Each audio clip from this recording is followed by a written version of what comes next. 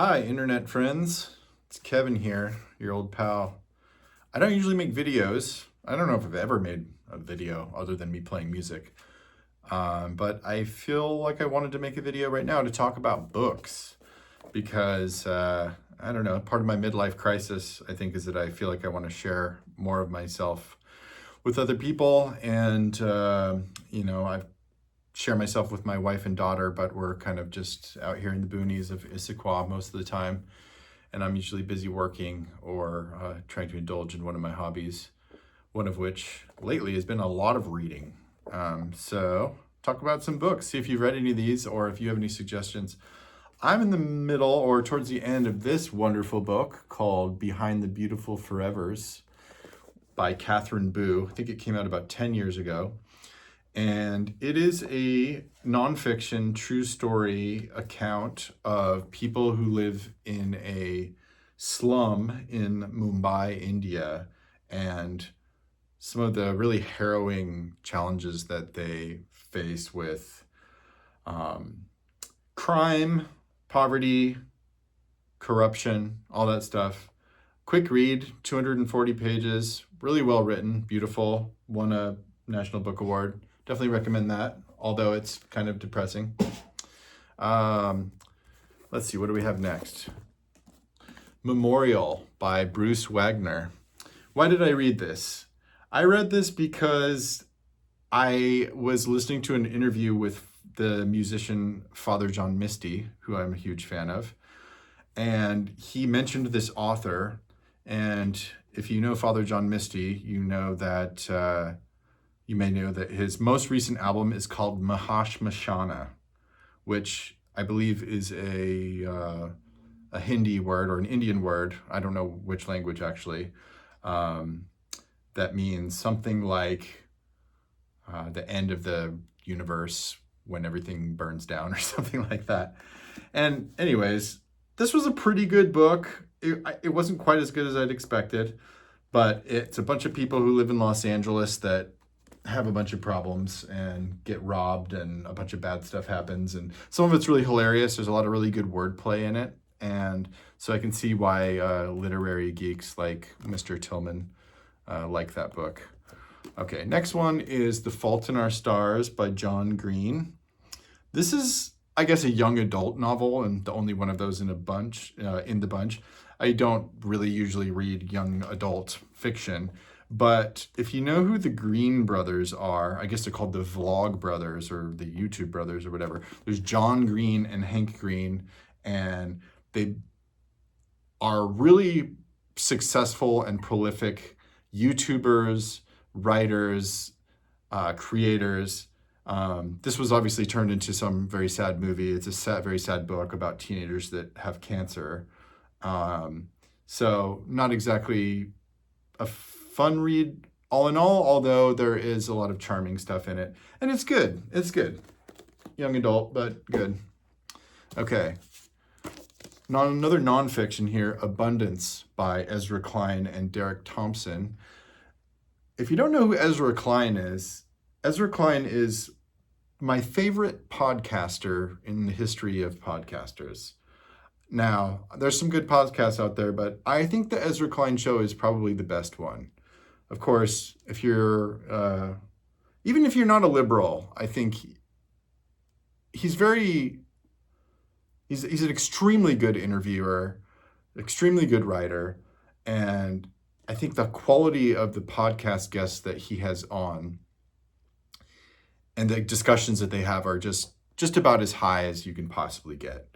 And this is a book that kind of makes the case for expanding the economy, even some stuff about population growth being an asset, and just kind of reframing economics in terms of abundance rather than scarcity, and that things don't have to be a zero-sum game, and we can all help each other. So it's good. Probably could have been a podcast episode rather than a book, if I'm being honest, but it was good. Okay. Now we're getting into some heavy-duty stuff here. This is Nostalgia by Mircea Cărtărescu from Romania. And let me tell you, Mircea Cărtărescu has the distinction now that I've read 2 of his books, of I think being my favorite writer of all time. And paradoxically, I feel like I don't know who to recommend reading his books to, because they're challenging and dark and verbose and dense and strange and magical. So if you're into those kinds of things, I would say check out Solenoid by Mircea Cărtărescu, which is much longer than this book, or if you want a shorter and older one, Nostalgia. And I just can't wait to read more of his stuff. He's got another one that's being translated into English later this year called Theodoros, which is supposed to be very good. And I'm quite excited about that. But Solenoid and this one were some of my favorite reading of the last year, for sure. Okay, The War of Art. Break through your blocks and win your inner creative battles. If you've been following my comings and goings at all, you may know that I'm still like trying to be a musician and a songwriter to some extent, and I've found a little bit of I don't know if it's a second wind or a little bit of new energy and space in my life to dedicate to that. And so I've got a few books around here that are kind of like self-helpy, and this one was pretty good. I think it has some good practical advice about just putting in the hard work and getting yourself in a space. And one of the things that I really liked about the message of this book is a reminder that art isn't hierarchical. It's not about being more than or better than the next person. And it contrasts that with, rather than being hierarchical, being, I guess, what was it, territorial or something like that. It had to do with like just reminding that you need to create your own space. And that's the wonderful thing about art, is there's plenty of room for all of it. So I love that. Okay, I'm reading this book now, so I don't have much to say about it. It's called On Earth We're Briefly Gorgeous by Ocean Vuong. I probably botched that. I think it's Vietnamese. It seems really good so far. It's really beautiful. I think he's a young Vietnamese American guy. And this won some awards, and he's a poet. It's a really good book so far. It's sad because it's about a child that has a mother that's kind of crazy and abusive and other stuff. But so far so good. And the reason why I'm reading this book, or how I even heard of it actually, is because the musician Madison Cunningham, whose album Ace that came out earlier this year, or maybe late last year, and the best concert I've seen in many years, when she played at St. Mark's in January, she said that while she was recording that most excellent album, she was reading this book. So I thought, well, if any of that can rub off on me, then let me have it. All right. Oh, this book was so good. This is called The Notebook Trilogy. Nothing to do with the Notebook movie with Rachel McAdams or whoever that was. This is from the 80s by a Hungarian woman named Agota Christoph. And it's called The Notebook, The Proof, and The Third Lie, or The Notebook Trilogy. And this book was so good. It's very strange because when she was writing this book, she wrote it in French, but that was her second language. And so she was a refugee from the communist uprising in Hungary, I think. And so she had to be transplanted to Switzerland, where most people speak French, I guess. And she was learning French while she was writing this book. And so the language is very simple. It's very strange because I was like reading the first half of this book and I was like, it's so weird. There's like no metaphors in this book at all. It's very simple, almost childlike language. But as you read through the whole book, you start to see that it has this kind of conceptual master plan that really throws you for a loop and is almost like David Lynch territory, where like you think that you're following a normal narrative and it splinters and shatters in a way that really disrupts your your grounding on it. And what's cool about that is not only does it just do that for the sake of doing that, but it does it as a way to represent, apparently, what the trauma of war and occupation and displacement does to a person's psyche. So really cool. You can read this on multiple levels, I think. Highly recommend. And not very well known. As a matter of fact, there's no Kindle version or anything. I had to buy the physical book. Okay, this isn't so much of a book because it's only 14 pages, but I think it's quite well known as a staple of early feminist literature, I believe. It's called The Yellow Wallpaper, and I intend to give it another read because I read it pretty quickly. But it's about a woman who is ill and treated with a lot of doubt and disregard by her husband and other people in society about the nature of her illness and the things that bother her. And it's not clear to me what is actually wrong with her, but makes you think. Good. Okay. This is a book that I gave up on, but I think I'm going to dive back in. It's called 2666 by Roberto Bolaño, who is a highly acclaimed South American writer. I think he's from Chile, and he spent some time in Europe and also had some traumas and things from war and other things, I believe. But this is loosely about the fact that there was a series of gruesome murders of women in Mexico. And it's weird because all the stories in this are really orthogonal to that. But I guess the genius of this book, as I've read, although I didn't quite understand it, is really not so much knowing what's going on with that story, but it's like these other stories, and there's this ambient discomfort of evil that's like lurking in the background. And people have said that this is one of the best books, really challenging, highbrow literature, and I really struggled with it, I gotta tell you. But I think just because of how many people have said this is like a worthwhile endeavor, it's very long, I'm gonna give it another try. Oh, here we go. This is a short book, awesome. The Diving Bell and the Butterfly by Jean-Dominique Bauby. Really wonderful, sad book. This gentleman was a writer and editor, I think, of a famous fashion magazine in France, something like that. And in his late 30s, I want to say, he suffered a massive stroke, and it rendered him an invalid. Basically, he was in the hospital, and he had what's known as locked-in syndrome, which is where he's completely conscious of everything around him but can't do anything about it. And they ended up figuring out that the one thing that he could do was to blink his left eye. And somehow he communicated to somebody and got a very patient woman, like a helper woman, to transcribe this book. It's short, but for somebody in that condition, it's pretty damn long.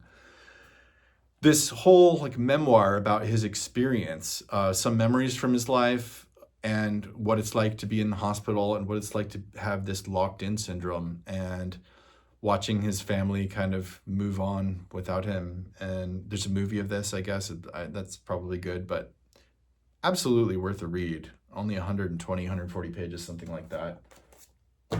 Okay, next up. No Longer Human by Japanese writer Osamu Dazai.